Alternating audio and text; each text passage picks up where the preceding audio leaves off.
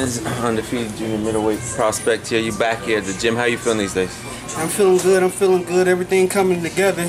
Sharpening my tools. I'm back in action. February 22nd in Miami, Florida. I forget the guy's name. I'm fighting his name. Last name Lucky. Okay. You know, but I guarantee him to make him. I'm training, you know, to make him not so lucky. So, you know, not cockiness. It's just some confidence in my work. Confident in my work ethic. Now, people will see you, they can tell your talent, your potential, but your career has been some inactivity. Has it been frustrating for you? Yeah, it's been extremely frustrating for me, especially considering, you know, how things have started off, you know, no help at all. But I had to go out on a limb and put in the footwork and, you know, do some networking myself. But it paid off, you know, because again, I'm here now, and I've had some minor setbacks. But it comes with the territory, though. I got no excuses. I blame nobody but myself. It just make me hungry. Anyone who watched the All Access show, they remember you sparring, you know, with Floyd. You know, you're a 21-minute man. Yeah. We at the gym, we saw that crazy session. What was that like? What was it like sparring with Floyd and getting some kind of, you know, buzz off of that? Well, first and foremost, you know, it's an experience of a lifetime. It's definitely an experience of a lifetime. Being in there with the baddest man on the planet. You know, it's a learning process. It was definitely a big learning process for me. It showed me a lot about myself. You know, my talent, the talent that God has blessed me with. 21 minutes straight. I never seen as many camps as I've been here. I never seen nobody go not even 10 minutes straight with him. You know, and he's been beating people to literally a bloody pulp. You know, for me to come in there and do the things that I was able to do, take the shots that I was able to take, you know, and but it's not necessarily just taking the punches. It's also my defense and my offense also, you know. And I had it in me to be able to stretch out to that 21 minutes because it was a hectic 21 minutes being in front of the baddest man on the planet. Like, it was times to where he was swing, like my head is snapped back, but I wouldn't see him swing, you know, and I was able to dodge some punches, block some punches, and get some in myself.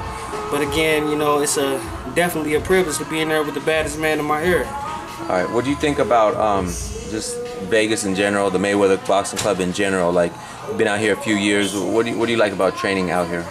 Well, I get the best work there is to offer, I believe, in boxing. We got a lot of the best talented fighters, and they all bigger than I am, you know. They like, you know, 160, 168. I even work with some heavyweights, some light heavyweights and super middleweights, notably, you know, Badu Jack. I've got a lot of good rounds in with him and a lot of other notable fighters, but again, it's the best quality work, you know, out of everywhere I've been. I've traveled a lot and been in front of some of the best that the sport has to offer, you know. And again, here is it's a whole nother type work ethic. And when I'm coming in, it's like as family, of course, but then when you get in the ring and that bell ring, you know, you better be ready. Now they're talking, you know, your guy Adrien Broner. He fought Marcus Maidana, you know. Right.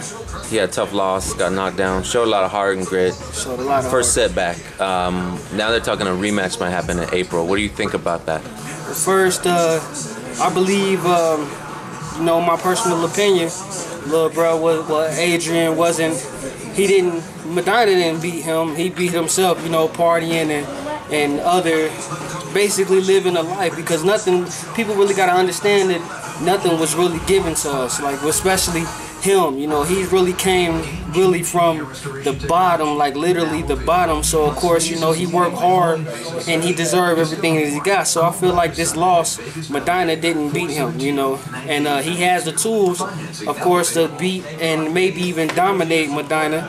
But this rematch, I believe, is going to really be a major difference. I believe that loss is just a setback, you know. Experience is the best teacher, and it just opened his eyes and woke up a monster. So I believe he definitely will avenge himself in the rematch. Tell viewers about your history with Broner, how well you know him, and why you think he can come back from this. Well, first and foremost, again, we go way back. I'm talking about 9, 10 years old. You know, he's a little younger than I am. But I remember even being in the Nationals with him and his little brother, Andre.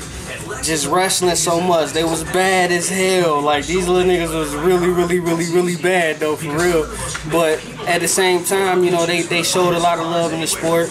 And they put in some work. Of course, Andre steered away from boxing, and Adrien had his trials and tribulations. He eventually came back and being able to become a world champion. I believe he got it in him, you know, to avenge his loss against Maidana, because his work ethic is just definitely extreme. It's just he's young, so he got the partying in him and everything. And I believe, again, he sees that, of course, because, again, experience is the best teacher.